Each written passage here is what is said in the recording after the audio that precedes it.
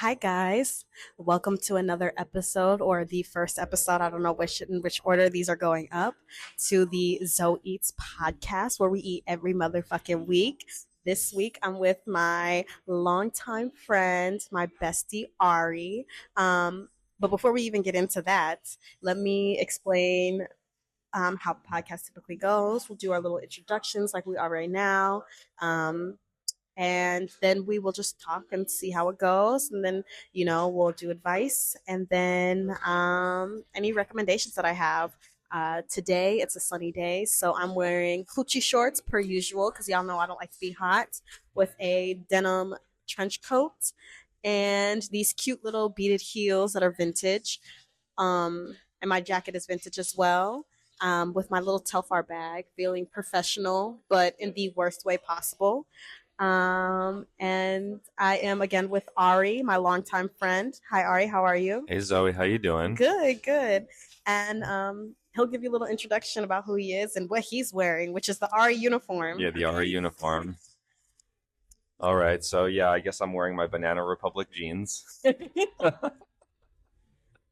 Period. Yeah, my little Adidas shoes. Mm-hmm. Which one are those? Gazelles or Giselles? Yeah, Gazelles. So, yeah, Gazelles, Giselles. Who knows? Not Sambas. Yeah, not those.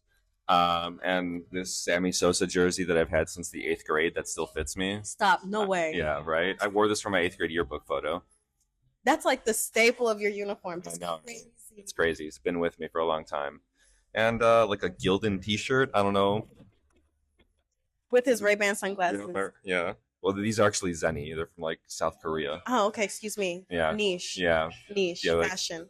€15 and prescription. Okay.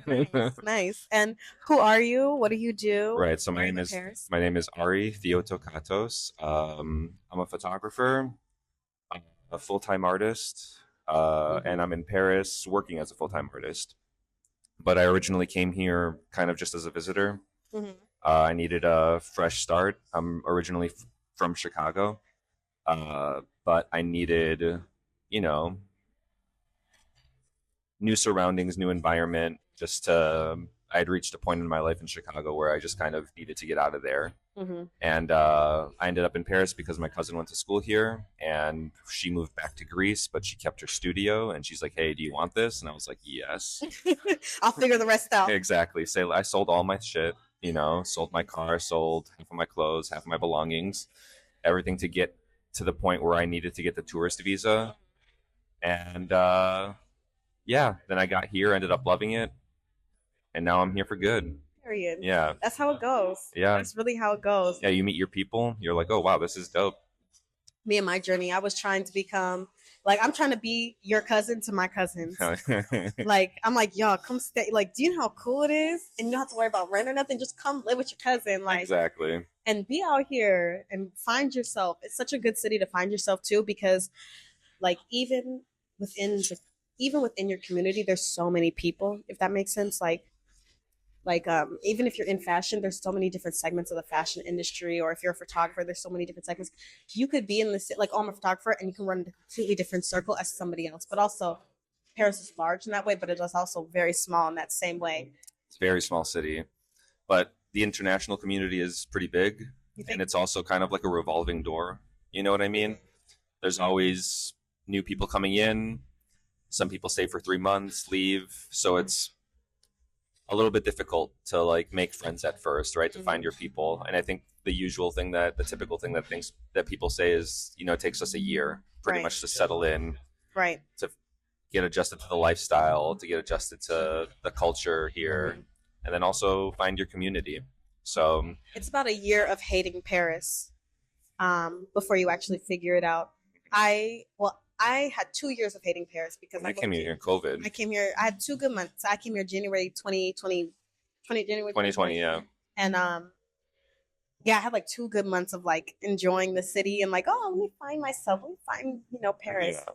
And then COVID happened, and then I was absolutely miserable because everybody I had met before COVID either didn't come back, or we didn't really have a bond or anything to really stick it through. Yeah. It's a miracle that I made friends.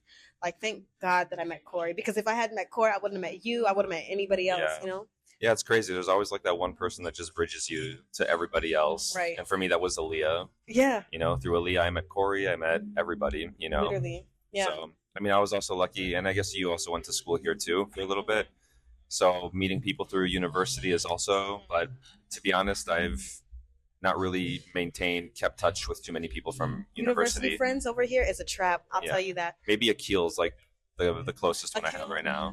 My heart goes out to him. Love him. Yeah, I feel like university friends, it's a trap because they don't stay. It's everybody, like I was just talking to one of my friends the other day about, friendships in Paris and everything. And I feel I'm kind of starting from scratch again. Like, yes, I have a community. You are a long-standing friend. Anais, long-standing friend. Aaliyah, Chris, like, y'all are here. Y'all have been here. You will always be here. Y'all are, my people, my community, right? I mean, we'll see how these elections go. Oh, right. Right. They might kick all of us out.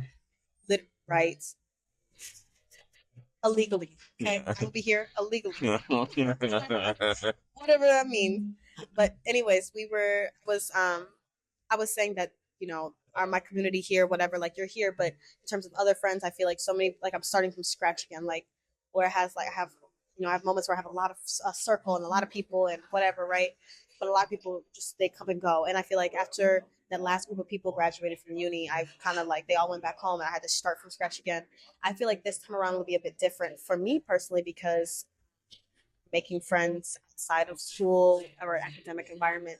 So the people here are making a conscious choice to either be here or they're French. So they're just here, and you've picked up the language too, which I have not done. No, I haven't. Talk to any French person and be like, no.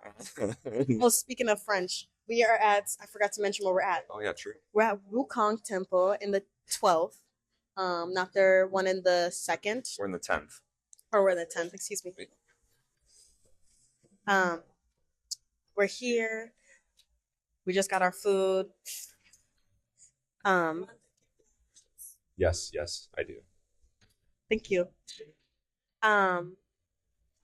We're eating ASMR. We're eating ravioli. Or no, we're eating basically egg rolls right now. Yeah. With chicken. Where I have a lychee kind of martini thing going on here. Ari has pineapple passion fruit martini cocktail. Merci. I believe some rum. With some rum, it's passion fruit. It's delicious. Drinking fruity drinks, enjoying. We're right by the canal, so it's a really good location. Food here is delicious. I've been here a bunch of times. This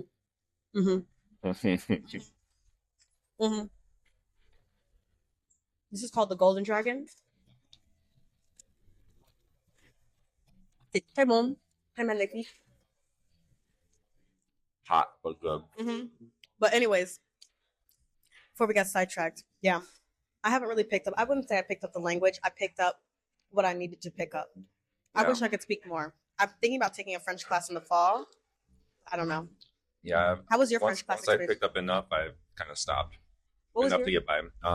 Where was it? No, what was your experience like with the classes? It was a good experience. They kind of like throw you right in, right? So the teachers, they only speak French. So they just kind of like, you have to go right into the deep end, which is helpful, right? And at the very least helps you understand, even if you're not speaking very well, you can at least understand if someone's talking to you, what they're saying. So I've gotten a lot better at understanding and a lot better at reading, which I think are the two biggest things for me. Now speaking is like the next hurdle. Step. Yeah, the next hurdle, the next obstacle to clear. But yeah, I think also because, I work within the international community, so it's, I rarely ever speak it even for work. It's usually all English. So, but I don't know. I guess if I ever do want to work for a French company, I should probably learn. Do you think you're going to work for a French company? No. He's such a, one thing that I love about Ari is he's such an artist. And he's, for lack of better words, he's a snob. Yeah, I like that. A little bit. And I like it. It's one of my favorite qualities about you, so don't lose it. Yeah, of course. But, yeah, he's very much, he very much is like, protective of his arts, protective of his, of what he. You good? Yeah. That was almost humiliating. He's protective of his art. He's protective over what he does. He likes to work for himself. He's very free spirit. I think that's why we get along. Yeah, absolutely. So well, because whereas I'm constantly cycling your employers, you don't. I mean, you have one, but you work for yourself. Yeah, work for myself, work for clients, I guess. Yeah. Which of course comes with its own challenges. And I mean, even in your line of work, you've had to deal with clients who are telling you what to do, what they want. Mm-hmm. And they think that it's easy just like to tell you and then you do it right away, but that's not usually how it goes. So it's a lot of similar experiences. There are disadvantages, like getting paid on time. If you work for like a corporation or something, usually you have a check that comes in pretty standard given day. Whereas freelance, like oftentimes you have to deal with people that like, oh, sorry, we're running a little late with the payment. Or worst case scenario, I don't have the money. Yeah. And they tell you that afterwards, you know what I mean? So you kind of have to, you take some gambles sometimes, you know what I mean? My thing is, bitch, take surveys. I don't care if you have to take a survey to pay me. You better pay me on time. Yep. Services have been rendered. Yeah, you better invest in some Bitcoin. Right. Go walk a dog. Go take some surveys. Sell some cans. Pay me for my job. I would love to be a dog walker. Why don't you? It's like good. Like I know some people who do it here, and they have like they make some good money. But it's like it's cool. Dinner, drinks. Yeah, exactly. Exactly. Cash that day. I don't know. I think like you said, I'm so into like what I'm doing that anything. Okay. Well, I guess. Yeah. We're back. My timer went off. Like we never left.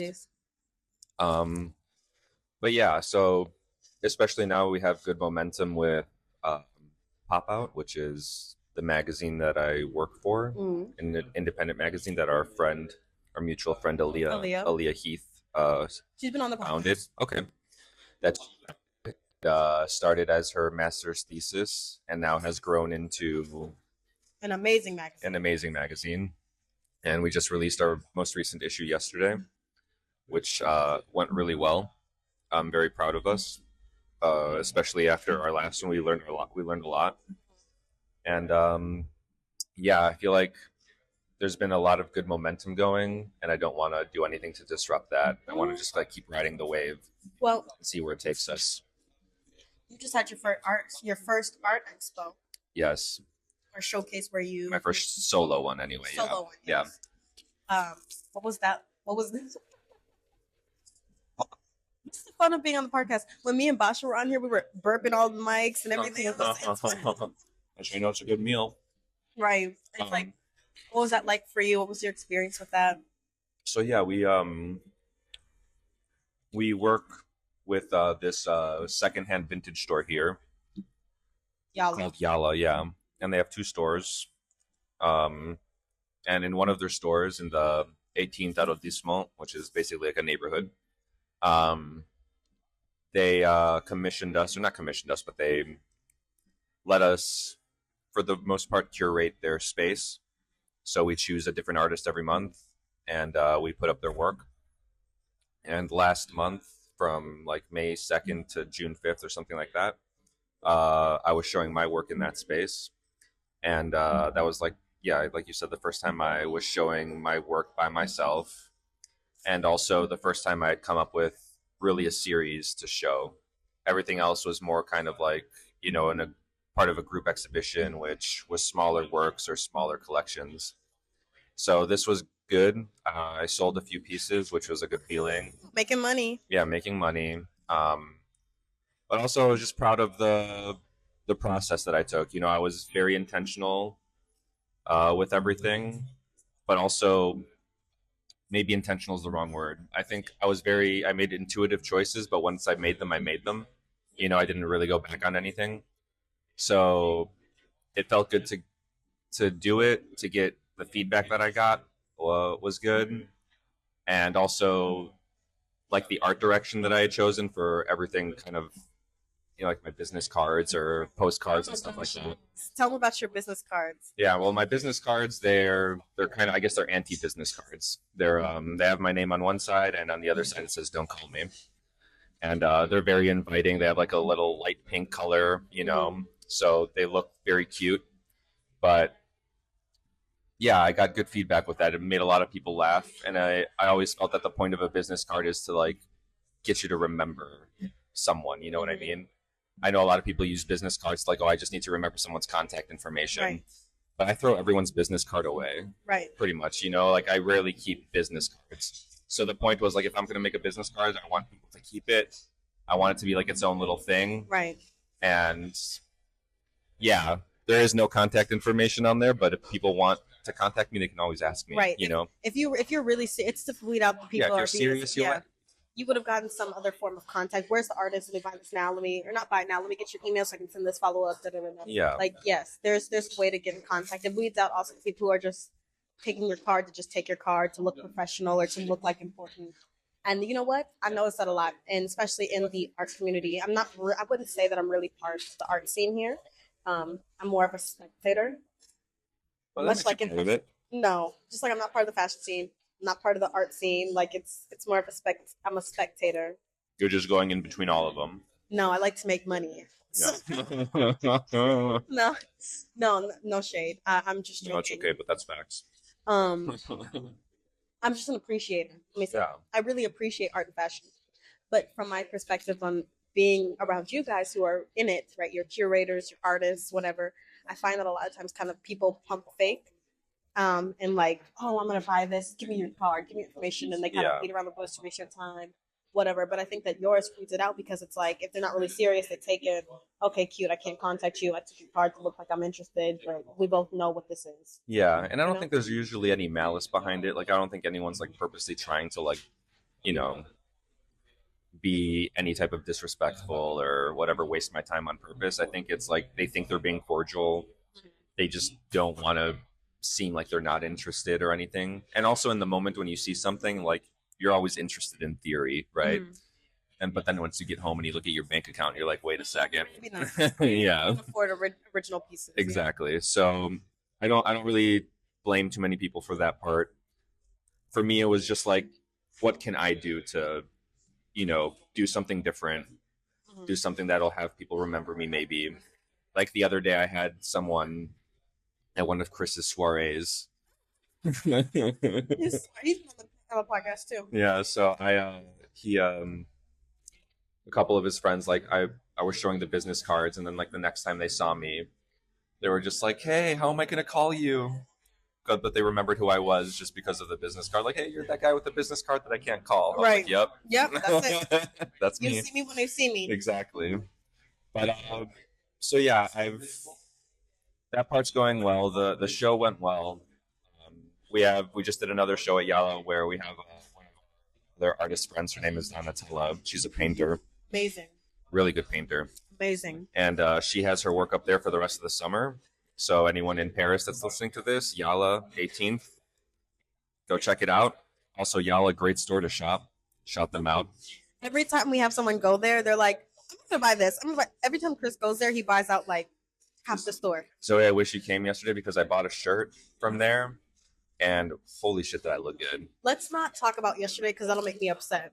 I wanted to come. All I can say. So Aaliyah had her launch of her magazine yesterday. Pop out, go buy it. I'll put it in the description or wherever, so you guys can check that out. It's really amazing, great quality. Support independent magazine, people. Mm-hmm. And let me rephrase that. This liquor's getting to me. Support independent magazines. Okay. With that said, she had her launch party for her newest issue yesterday, and I was stuck at work and I couldn't get out of it. So I'm upset because I was really planning to go, and I made a whole what to do about it. It's okay. You're gonna go check it out now. This space. Really? Or after this, anyway. So yeah, that was it was a great night. With the shirt. Oh yeah, the shirt. It was like I don't know. Have you seen the movie Natural Born Killer with Woody Harrelson? Yeah, that was like the vibe. I had my pink glasses on. It was nice. Crazy. Ari's really becoming a fashion influencer, the fashion man. Crazy. Yes. Thank you. He's becoming the fashion man, the fashion influencer. Slowly but surely. Slowly but surely. Yeah. Period. So, yeah, I feel like I just very good point in my life right now. Happy with the way things are going artistically, and for Pop Out, my job is like, yeah, I take photos and stuff. I do my photography thing, but mostly my job with Pop Out is as a technical director. So I'm in charge of printing the magazine basically and making sure everything's good to print, choosing the paper, and you are in charge. Contacting with the printer, making sure everything's good to go, which is actually like a lot more complicated than. No, Ari is never walking around with 16 different types of paper that feel exactly the same. like awesome. This print is off. It looks a little fuzzy. It looks the same as this other one. Every time. I think that's what art school does to you, you know. So, yeah, I went to this school called Paris College of Art, ooh. Yes. This is the yes. And sorry, let me chew my food. See, this is the lunch podcast. Well, and while you're chewing your food, let me just say this. I got like this katsu chicken with like sweet and sour sauce and rice. It looks so good. I would take a photo for y'all, but my phone is being occupied. But it's delicious, so good. This food is so good. Yeah, 10 out of 10 recommend. This menu is different than their menu in the second. This one they have cocktails. It's a little more an actual restaurant, whereas the other one, it's more just like hot dumplings, quick. It's like a street food vibe. Yeah, street food vibe. Yeah. This one has a very cool vibe in it, and the whole ceiling has mirrors on top. So, oh, I just noticed that. Yeah, extra bonus. Huh. Extra bonus. But anyways, go ahead. You were saying art school. What does that to you? Yeah, art school is a trip, right? Because on one hand, you're doing the thing that you love, right? As an artist, you're creating, but then you also have to deal with is maybe not the right way to put it, but you go through the gauntlet of your work being critiqued.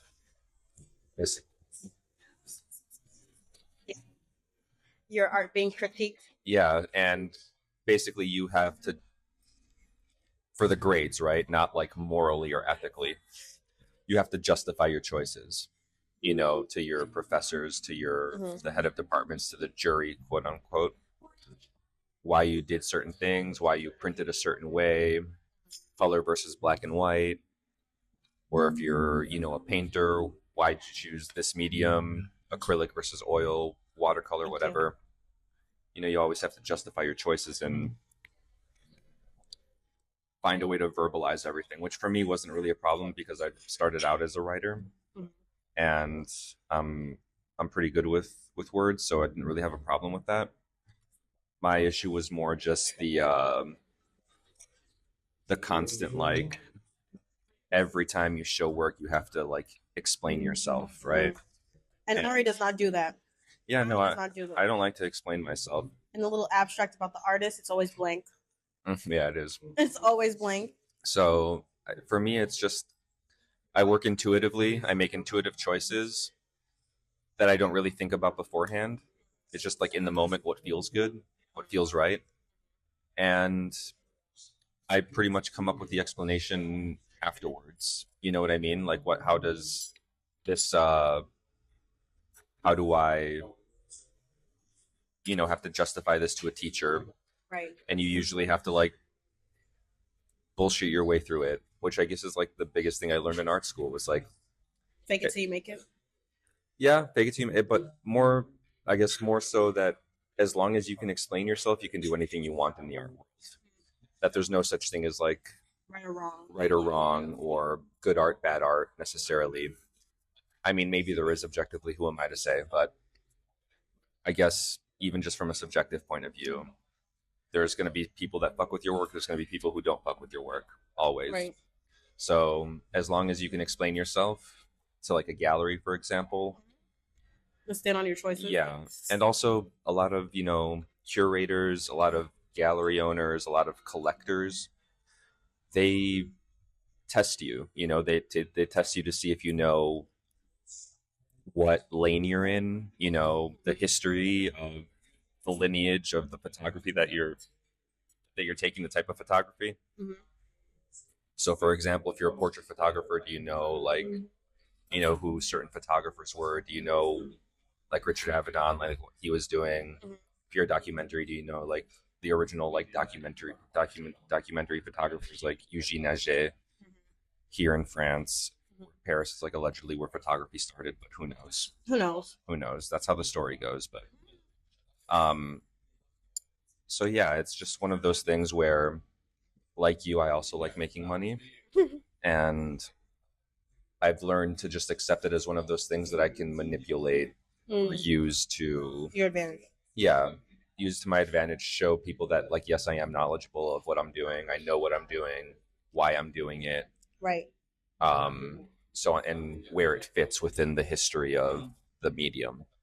So people like to hear that stuff, even if a lot of artists don't like to talk about it. They don't, right. Because there's a whole line of thinking where it's, should the artist really know why they're doing what they're doing? Right. Does that take away from their, their focus? Like if they're thinking too much of the moral or ethical things behind their work. So I think it's definitely the case for me. Like the less that I think about what I do or why I do what I do, the easier it is for me to work. Do you think that it makes your art, I'm not saying anything about you, but for people in general, like people who don't think about, because the type of photography that you do, you're not really trying to convey a message. You're trying to convey a feeling. It's not like you don't use your art to say something other than the emotion that it is at that present moment. From my experience with your art, you know what I mean? Yeah, I mean, I don't want to be like, you're not trying to convince like, oh, this is the oppression of this group and da-da-da. Yeah, I'm not trying to preach anything to anybody. That's not your message of your group. But like, for example, with that mode of thinking, do you think that is transferable to, I don't know how into fashion you are, but like with Pharrell's show with, I think, UNICEF or something. And, that message of like world peace and helping these countries and blah, blah, blah. Do you think that could be conveyed over there as well? Or is it just, or you have to have a more of an pointed response? Or even you used to do slam poetry. Yeah. Slam poetry. Shout out slam poetry. Yeah. One time. And only one time.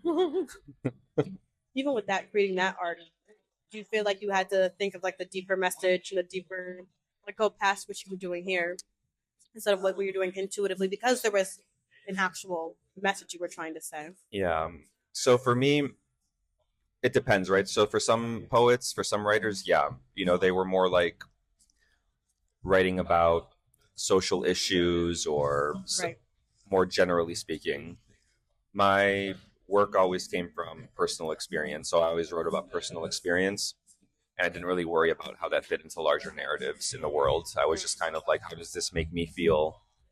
How am I reconciling this?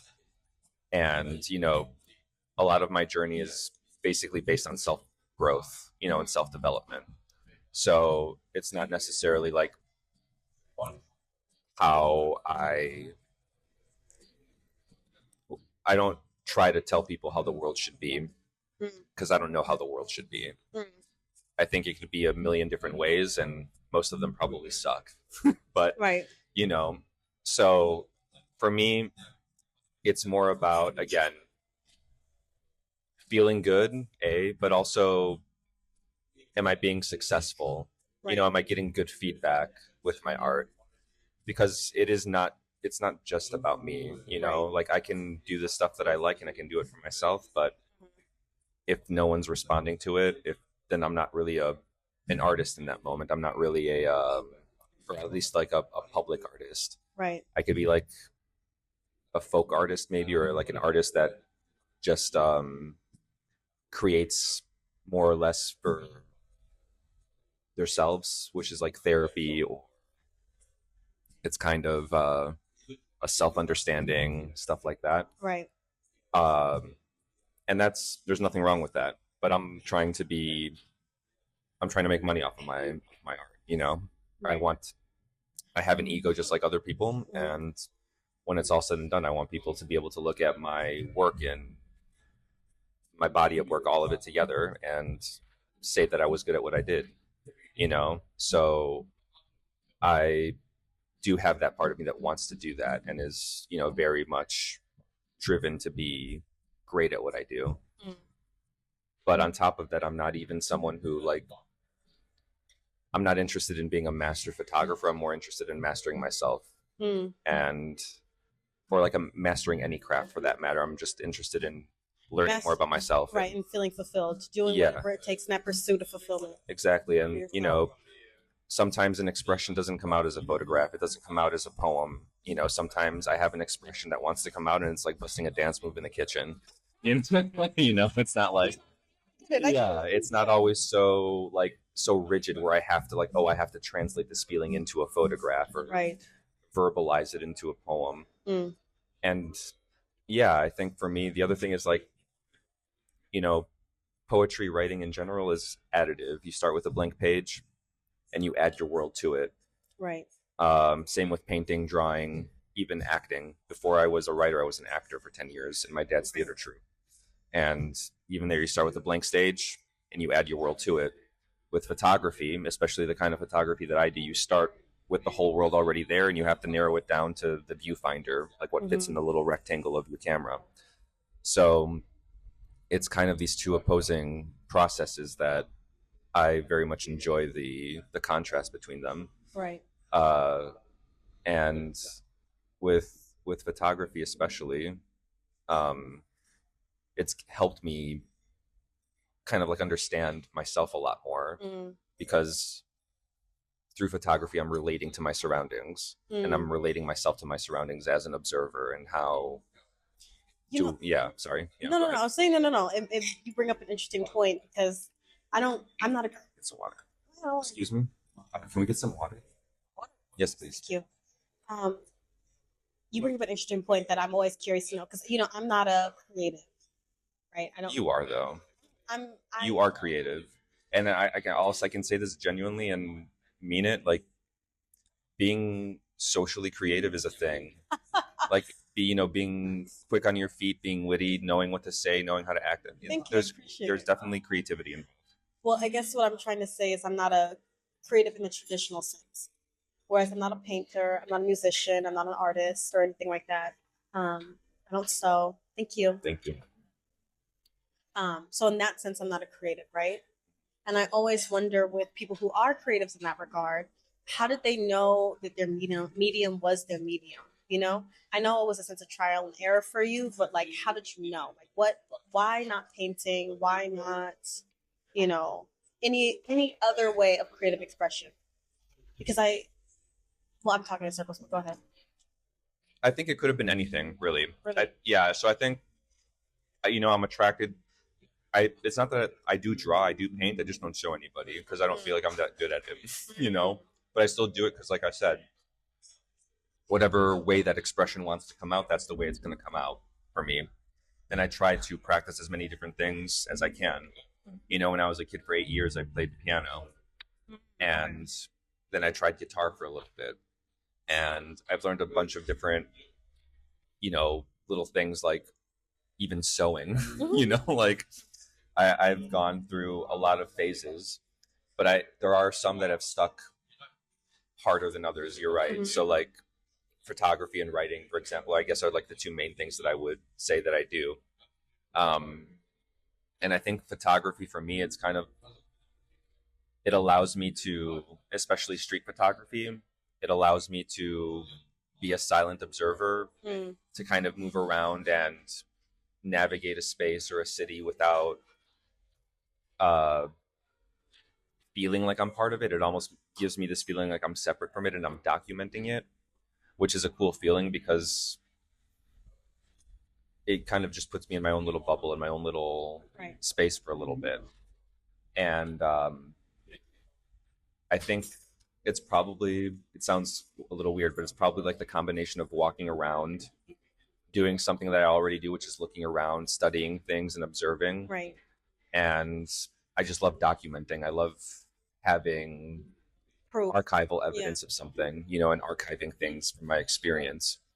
So I wouldn't say that I'm, like a general archiver who archives and documents like, Everything. Political history and stuff like that. Yeah. Everything. Yeah, nothing like that. It's more just like my personal experience that I'm documenting.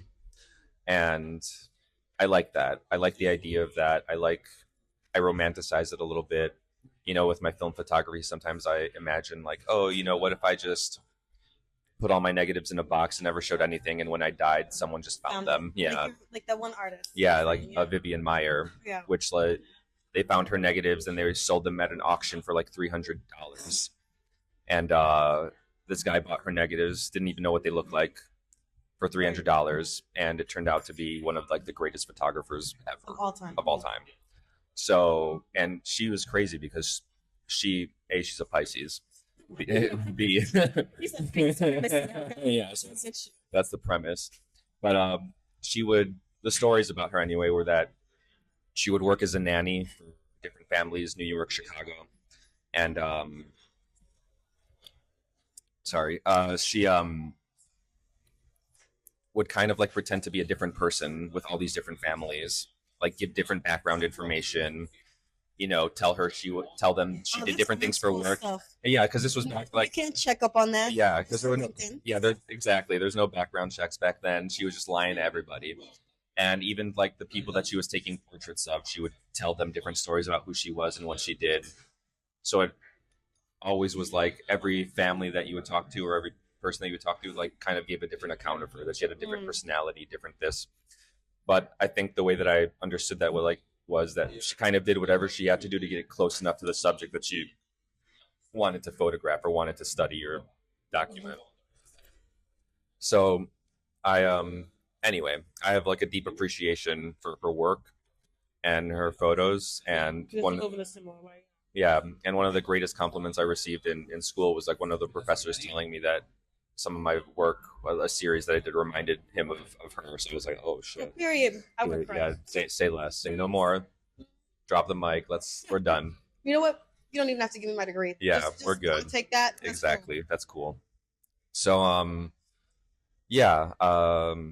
I think for me, once I chose photography was kind of, again, intuitively, because I was, like I said, a writer. I was doing slam poetry, as you mentioned. Mm-hmm. And sorry if you didn't want to bring that up, but it's okay. Enough time has gone by where I can talk about all that stuff now. Yeah. It's just ever since I found out you were, and then the chicken and the broccoli and my feelings. Like, I feel like. Yeah, the heartbeat. Literally. Oppression. Like, when I found out that was you, I. Snap for them. Completely changed the what's it called, my perception of it. You learn when it's crazy. Like, there's to be things that you learn. It's like, okay, cool, whatever. But like, you learn that one fact that just completely changes your view on them. Yeah. So I was a slam poetry kid. Before that, I was a theater kid. Yeah. And theater kid makes sense though. That tracks. Yeah, it does track. Yeah, slam kind of out there, right? So anyway, I kind of decided at some point during slam poetry, while I was doing slam poetry, that I was doing it for the wrong reasons, and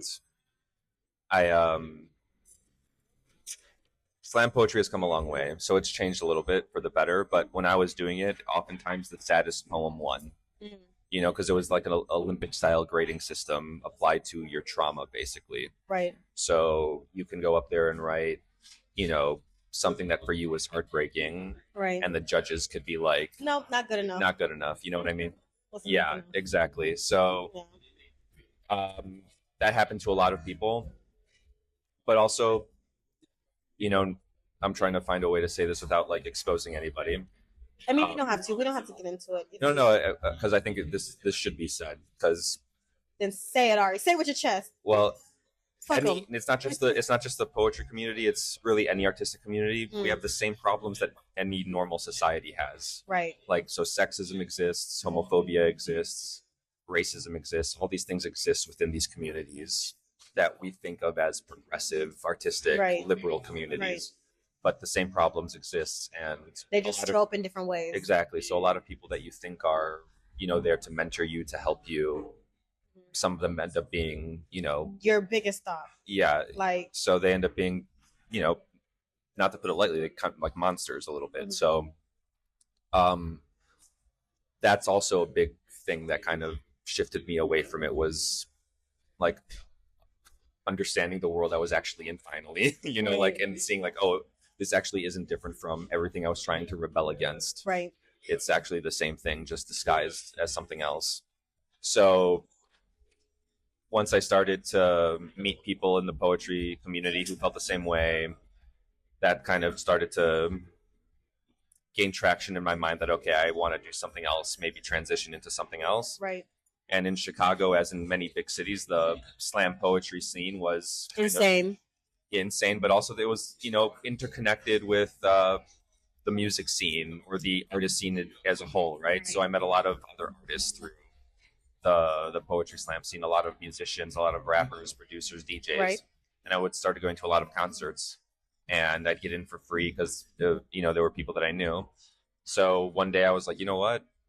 I keep coming to these. I want to start documenting. Like, I want to start just take photos or even write about it. I did like a little music journalism thing for a brief couple Right. years, but I was way more interested in the photography part of it. So after that, I think I just kind of knew I loved being in that environment where it also kind of gave me a free reign. Kind of like you said, I'm a little snobbish. So like the first time I got like my backstage pass, I was like, I can never do another concert. Do this. I can never do a normal concert again. Go forward. Yeah, I can only so I only do VIP passes even now, where I don't do concert photography so much. I still will only go really to a concert unless I really fuck with the artist. But like I prefer, the backstage pass. So I usually wait for my friends to come from Chicago. And then Hook you up. Yeah, hook me up. Yeah. So yeah, I don't even know where we were going with all that, but I feel like I said a lot. No worries. Actually, that's probably a good time to move on to the next segment, which is questions, right? That I wanted to let you guys know, since this week yet again, nobody asked me any questions. Useless. No, I'm just playing, but it's because I haven't posted an episode yet. But I feel like once I start posting, I'll get questions. But in the meantime, if you have any questions and want to ask me questions or ask for advice, send me voice notes or DMs to at Zoeats Podcast on Instagram. I will most likely listen to them on here, and we can just get into it. It'll be fun. Trust and believe. We'll have fun, y'all. Ari was talking about how cool I am and funny. Trust me, it's true. It's true, y'all. I want to help y'all. Let me help you. Help me help you. Anyways, and since we don't have any questions, I wanted to ask. Okay. I was wondering, so what are we doing for the question segment then? Answers. I wanted to get your hot takes on life in Paris. Okay. Or icks about Americans in Paris. Okay, let me think about this for 2 seconds. Yeah. Hot takes in Paris. I can give one. Okay, you start with one. I got to think a little bit. Everybody talks shit about me living outside of the city, but it's not that bad. Yeah. They're very territorial here. Very much so. Mm-hmm. People feel like if you live in like... There one like that in Minneapolis? Like if you live down... Where are you going to live in Minneapolis? Outside of Minneapolis. Minneapolis is barely a city. But they're like that in Chicago. Very much so. Oh my goodness. They're like that in Chicago. And there's so much like that in Chicago. They're like that in Minneapolis. Like, no, you wasn't even really in Chicago. We're in Minneapolis. Who gives a fuck? Yeah, exactly. What does that have to do with me? But yeah, no, I can see that. Like they feel like if the world stops once you leave, like the outer, what's it called? For me, I don't want to say where I live, but they act like the peripheric or whatever. The periphery, the highway that goes around. Yeah, if you leave outside of that, the world stops. Yeah, you're not. It literally stops. You're barely even French. And then like they act like you live so far away. I live 2 stops outside of the city. Yeah, you're not that far. You live far. Now I will say, like getting from like the other side of Paris to where I live. Okay, yes, I'll give you that. But Central Paris, so where where I live is not that bad. Yeah, it's like half an hour, right? If that. Max 40 minutes. Yeah. Which is 10 minutes more than when I lived in central Paris. Yeah. Getting around anywhere. I mean, Paris is a small city. Right, that's what I'm saying. Yeah, like you could walk from one end to the other in 2.5 hours. Now, granted, I will say taking the metro is like pulling teeth. I hate taking the metro. I would rather shit in my hands and clap. Take the train from outside of Paris and then cut through and then go outside of Paris again. Yeah. Like from Vincent to like Boulogne-Billancourt. No. You're asking. You might as well ask for my first kid. What are you? It's not as bad as people think. No, it's not. You got your own little world. I like having my little piece. It's still nice and cute out there. A really cute little area, and you know what? I don't even have to feel like I have to come into Paris every day. It's more just like when I want to, whatever. When I did used to work during Fashion Week and stuff, I will say that was a little more complicated. Like getting up early and sitting in the train on rush hour because I really hate taking the metro. Oh, another hot take. I'm not taking the metro. Y'all hear me? I hate taking the metro. I hate taking the metro. That's not too of a hot take. I mean, a hot take would, I don't know. I hate line 13, for example. But Aaliyah lives up in the 18th, so I got to stay on line 13. Cut that out. Don't say where she lives. All right. Well, it's a big-ass area. But for me, it's like, I don't want to sit in the metro. I feel dirty in there. It stinks. I hate taking the metro. Someone called me a snob because I didn't want to take the metro. Oh, you're a snob. It's the metro. No. I will take a bike. They took my fucking scooters, which I'm still not over with. But I used to take the scooters everywhere in Paris. I loved the scooters. Yeah, they were nice, huh? Okay, so I'll say one of my pet peeves with the Americans in Paris is like their insistence of expectations when it comes to like service, especially in the service industry. You know, so it's like they just have certain expectations of how they should be served, how often a waiter should be coming by, whatever, like, you know, even if it's just a crepe stand or whatever, they're always like expecting the people to be kind to them and nice to them. Right. So I will say that I also had to go through that transition when I first came here because I was so used to being in the US where it's like, you know, if you're not happy with your waiter, you cannot tip them, and then that sucks for them. You know what I mean? Because that's don't tip here, so it's like yeah, you don't tip here. They get paid a livable wage, so they're just chilling. Server, that's debatable. Okay, but better than the U.S. Yes, I will say that. Yeah. So, but yes, you're right. Barely livable in Paris. Right. So, unless you work at one of those, because I worked at two different kinds of restaurants. So I worked at like the pub. That's kind of shitty, whatever. But I also worked at a high-end restaurant. The high-end restaurant, yes, okay, you get paid a livable wage, whatever. At any position, really, you really get paid well. But at those pubs and stuff, man, you're lucky you see an 800. There's 2 zeros on my check. 2. I'm making 3 figures. Please, please don't talk to me. You broke. 3 figures. Talk to mom. Okay, not me. Yeah. I guess it's even. Sorry, I'm talking with my mouth full. Even the like the expectation of the city itself, you know, I think a lot of people come to Paris and expect it to look like the postcards. No. Or like the image, you know, what they type into Google. And the truth is, it's like kind of a dirty city. The whole city is, it's a fucking toilet. You're right. It's not like New York. I mean, not say that.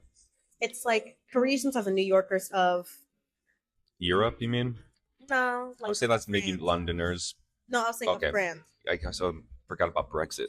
Yeah. I was going to say, yeah, like of France. But then I also heard Marseille is also kind of like this, but I heard Marseille is also nicer. So I won't speak for that. But in my mind, I feel like Paris and New York. Marseille is crazy.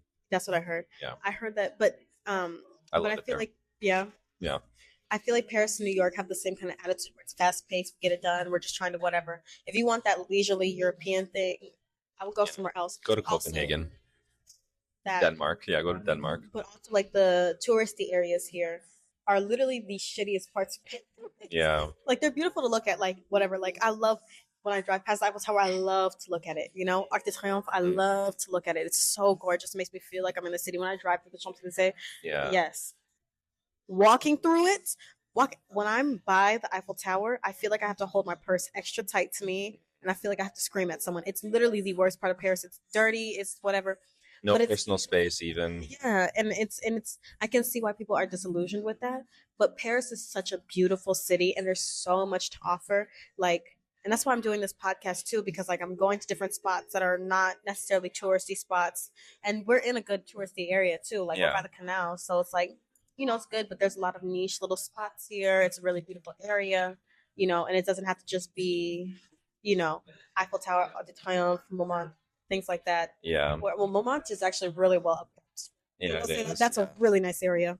Yeah, and let me clarify. When I said that the city is a toilet, I meant it literally. Like that, people will literally just pee all the time. That yeah. I mean, let's be. It's mostly men. It's usually only men that are just like using the city as a toilet. You have to walk with your looking down at the street because you don't want to step on anything. Yeah. Yeah, and I don't think I've gone a day here without seeing a man peeing in a corner somewhere. You know, especially when you get to like late night. Big ass rats as well. I was out with a friend the other day. I don't know where we were. Montparnasse. I don't know how to say that in French. Montparnasse. We were there, and I'm telling you, the largest rat. It looked like a dog, dead on the street. Oh. But it looked like a dog, just roadkill. I was like, that's disgusting. Just absolutely disgusting. They get really big here. Huge rats. Yeah, and they climb up the buildings too. Climb up the buildings. Can you imagine? Tear at the trash bags. Oh my God. Yeah, literally. I told my one colleague, I remember I was working at this one restaurant, and we turned on the dishwasher on the restaurant, and the rat ran across my foot from the bottom of the dishwasher. And they were like, oh, we drowned him. They were laughing about it, but I was dead serious. Like, I was over it. Yeah. I almost walked out that day, but like, literally, like, they're like, oh, we drowned it. We killed its home. Da, da, da. I'm like, why? That's where the dishes go to get cleaned. Why is there a rat underneath that in the restaurant? France, man. France. Yeah. I love it here, though. I wouldn't want to live anywhere else. Yeah, I don't. Yeah, I don't want to go back to the U.S. And, you know, I will say that, too. Like, you know, it's a great... Sorry, U.S., but not sorry at the same time. France is a great... Let me say this. It's not a dirty city. It's a gritty city, you know? It has the beautiful facing buildings. It has very, very beautiful aspects. The culture here is really nice, lovely. Like, I really wouldn't want to live anywhere else. But, you know, it's a gritty city, and you have to... It's not roses and sunshine. It's competitive. Yeah. It's fast-paced. It's cutthroat. It's very cutthroat. But if you can get past that, you will have, I'm telling you, the best life here. Like, literally, I could not live anywhere else. Like, I get depressed when I'm in the city too long. Then I leave for the city for a little while, and then I get depressed. I'm like, no, I want to be back in Paris. Yeah, you need a little weekend trip every once in a while to get out of the city and to. Whatever. Yeah, the first couple of years, I wasn't sure if it was a blessing or a curse. Like, was I addicted to Paris, or what was it? Because I had the same feelings you had, and I was like, am I leaving Paris and I'm going through withdrawal? But then when I'm there, I'm like talking all this shit. Right. You know? It's just French. Yeah, exactly. We're just speaking French. Exactly. We're just picking it up. But yeah, now I guess these last couple years I've settled in a lot more into the notion that I might be here for a very long time. Right. So I've come to appreciate it a lot more, and I don't have the urge to leave as much and go somewhere else or do other things like I used to. I still do, though. You know, I'm going to Greece on Monday for a wedding. And then all of August, I'm going to be in Greece as well. Right. And for me, that's a great escape. I'm going to go to my grandma's village, 700 people, you know, bumblefuck. Live your best life. Yeah, I'm going to eat like a king. It's going to be amazing. Be on the beach all day. Mamma Mia life. And I'm so sad. Maybe I'll come visit you. Who knows? Yeah, you should. But everyone, I keep telling people to come visit. It's like open invite. No one ever some people take me up, but I'm gonna take you up. But that open invite is hard with people here because like they'll be like, oh, like I didn't really mean it. If you offer, I'm gonna take you up on it. Don't be surprised if I say yes. No, yeah, please do. Okay. Really, like Maybe I'll like book my ticket later this month. 2 years ago, one of our mutual friends, Marion, I just texted her. I was in Greece. Texted her a photo of the beach. There the next day. There the next day, she flew in. She's like, "I'm coming." I was like, "Okay, we got a couch." Right. Nice. Yeah. So really, I keep inviting people, but everyone thinks kind of like you said that I'm just talking shit. Because most people. Yeah, but I don't know if it's just being Greek, but I think probably part of it is like we love to host. You know, we love hosting people. We love. You say that, yet I've never seen the inside of your apartment. Yeah, well, my studio is small and it's not like. No, I get it. You know what I mean? It's not one of those places where you have people over. That's why I'm always out. Oh, another lie. You're always out past 3:00 in the afternoon. Yeah. Or before 3:00. Yeah, exactly. Then I have to go to bed. Yeah. But yeah, I don't know if I have any other like any other hot takes in Paris. I don't. Probably something will come to me after this, but right now I can't think of anything. No, it's fine. Well, we're getting to the end of the podcast anyway, so okay, cool. I wanted to throw out my recommendations. I honestly didn't really think of it, so I'm just gonna say Aaliyah's magazine, Pop Out. Go support again an independent magazine. It's really amazing. What was the theme this issue? Tribe. Yeah, so it's like your chosen family. And because we're an international community here, that we've all left our homes for different reasons, but we found each other. Mm-hmm. So it's a reflection on like the importance of, you know, choosing the people that you're around and why you choose those people, right? And the importance of those people. Right. Okay. Nice. Well, go ahead and check that out. I'll have it linked below. And yeah. Oh, rate the food. How was the food? 10 out of 10. I love this place. Yeah. Yeah. Me too. The food is super good here. Yeah. Again. And that cocktail is nice too. Yeah, I'm feeling a little buzz, but it's good. It works. Yeah, damn. 10 out of 10. Thankfully, it's not too hot outside, so I'm not gonna, it'll be a nice walk. It'll be a nice walk, yeah. So 10 out of 10 recommend for the food. Great drinks, great vibe. Always nice to have Ari here. Thank you so much for having lunch with me and joining. Thank you for inviting me. This was great. Of course. And please like and share, and we will see you guys next week on our next episode. Bye. Bye.